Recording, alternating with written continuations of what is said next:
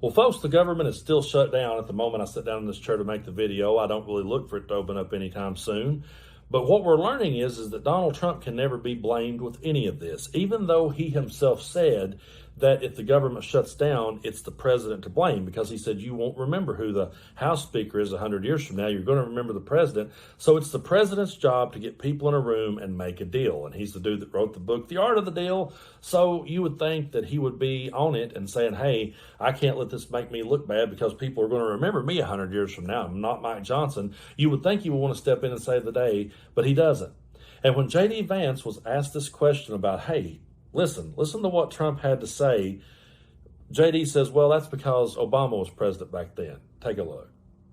I want to play you a little bit of what President Trump had to say about shutdowns past when Barack Obama was president. Take a look. If there is a shutdown, I think it would be a tremendously negative mark on the President of the United States. They're not going to be talking who the head of the House was, the head of the Senate.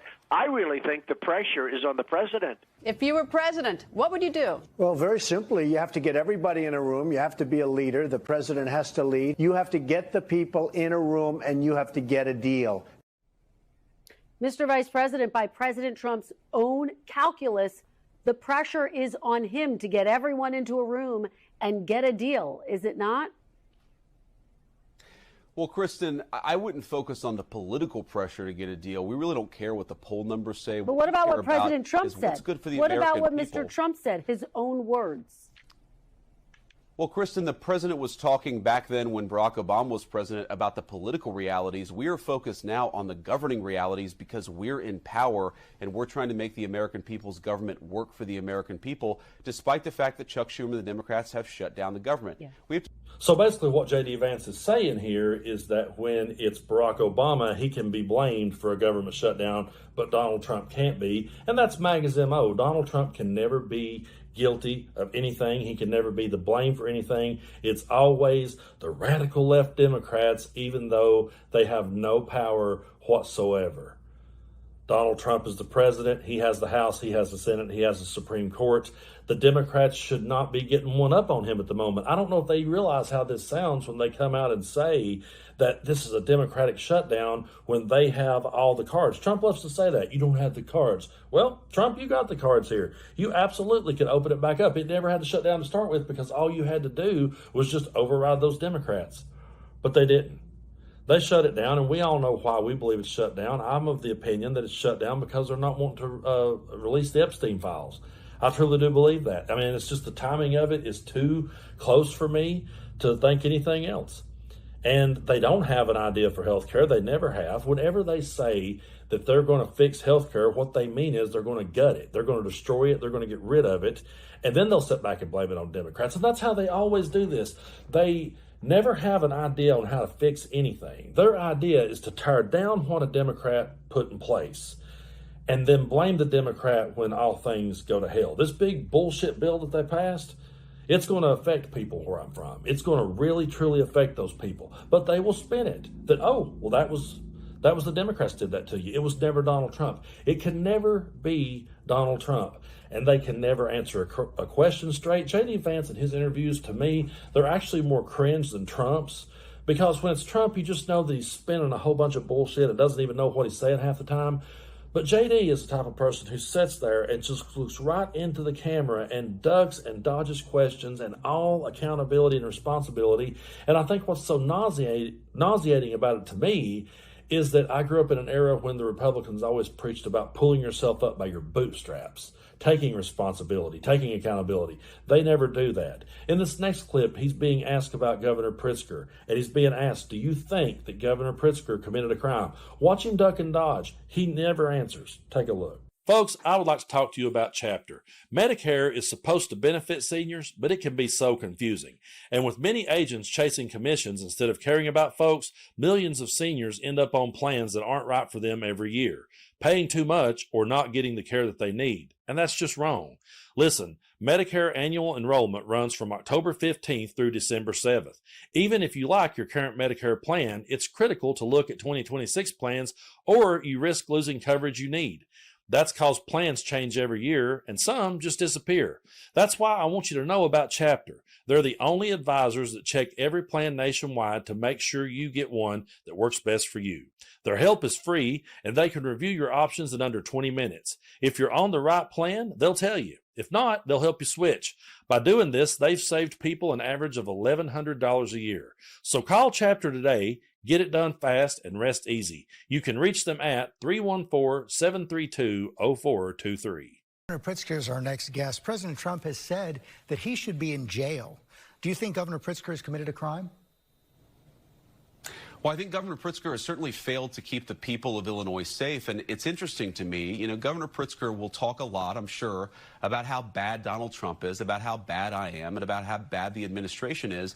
He is the governor of a state that where its biggest city has murder rates that rival the most violent places in the third world, George. Why is he so mad at Donald Trump for trying to keep Chicagoans safe? He should be mad at the criminals that he has failed to keep at bay. We're trying to help him, and we're trying to help the residents of his biggest city. I wish that he would let us, because he certainly isn't doing the job himself. I asked if you agree with President Trump that Governor Pritzker has committed a crime. Well, I think that Governor Pritzker has allowed a lot of people to be killed in the city of Chicago and elsewhere, George. I think that it's disgraceful, and I think that he absolutely should suffer some consequences for the fact that there are thousands of innocent Chicagoans who are dead because he failed to do his job. It's really a yes or no question. Do you believe he's committed a crime? George, you're going to keep on asking this question. I'm going to keep on telling you that Governor Pritzker has failed to do his job. He should suffer some consequences. Whether he's violated a crime, ultimately, I would leave to the courts. But I certainly think that he has violated his fundamental oath of office. That seems pretty criminal to me. I'd leave it to a judge and jury to decide whether he's actually violated the crime. I could sit here and show you more of that interview, and I could show you other interviews that J.D. Vance has done lately where he always does that. He refuses to answer the question, looks right into the camera, and lies his ass off with no shame whatsoever. And this is coming from the dude that said he was a never Trump guy. But the one part that I always point out about his never Trump quote is when he said Trump is a guy like Nixon who might prove to be useful. And I really do believe at the end of the day, J.D. Vance knows he's lying. He knows he's bullshitting you, and he knows that he's not answering the question. He also knows that he doesn't have to answer the question in Maga because they never hold anybody to any standard at all. So I do believe this guy is absolutely riding Donald Trump's coattail, and he's using him to push everything through that Project 2025 wanted to be pushed through. And then when it's over, they'll have complete control of everything and they can let Donald Trump go. I really do believe they'll continue to ride him as long as they can and get as much out of him as they can, because they do realize that for whatever reason, he connects with his idiotic base, and they can't. I promise you, if J.D. Vance is the one that has to sit and talk to people, even where I'm from, I know what you're thinking. You're thinking, Brando, they'll vote Republican no matter what. They may vote Republican, but they won't be as excited to get behind J.D. Vance because he comes off like he's talking down to people. And he comes off like that he's better than you, and he's looking down at you, and he's looking down at your nose when he's talking to you. He doesn't talk with anybody.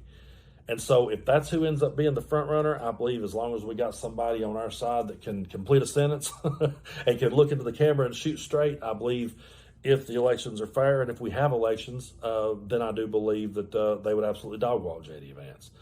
But he's cagey. I'm not going to sit here and tell you that he's stupid, because he's cagey. He knows how to play this, and he knows how to shift the blame. But how he could sit there with a straight face and go, oh, well, that was when Obama was president.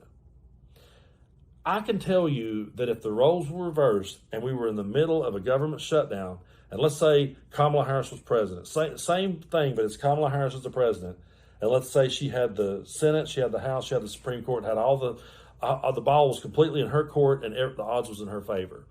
If she was sitting there saying it's the Republicans' fault, I'd be calling bullshit. I'd be saying, no, it's not the Republicans' fault, you're in control. And if you went back and found clips of her saying that a president would be responsible for a shutdown, and then she said, oh, that was just when Trump was president, I would be calling bullshit, because that's what reasonable people do. But we always got to remember, we're not up against reasonable people, but we're up against people who are ready to vote. They're absolutely ready to go out there and vote, and they're excited to get behind this type of lunacy that goes against their own interest, and how they can sit there with a straight face. Somewhere deep down, they got to know they're being played. They have to. Because if nothing else, you would think they would look at it and go, well, why can't we get the government reopened? Because we're in control. You would think they would at least say that. But they're just too prideful. A lot of them just cannot seem to let it go. But folks, I do appreciate you so much for supporting what it is that I do here on the channel. We're on the road to 1 million subscribers, and I do believe we'll get there soon. So if you haven't already, be sure and hit that button, because it helps. It really helps us here on the channel. And if you want to get on the conversation, leave a comment, drop a blue heart. Just helps to boost the videos and the algorithm. Hit that notification bell too, so that you know whenever I post a video. That's one of my favorite things to do with the creators that I follow. I want to know when they posted. I want to know when they made the video. And it's helpful to me to get that notification as to who posted what, because it's so easily to miss stuff.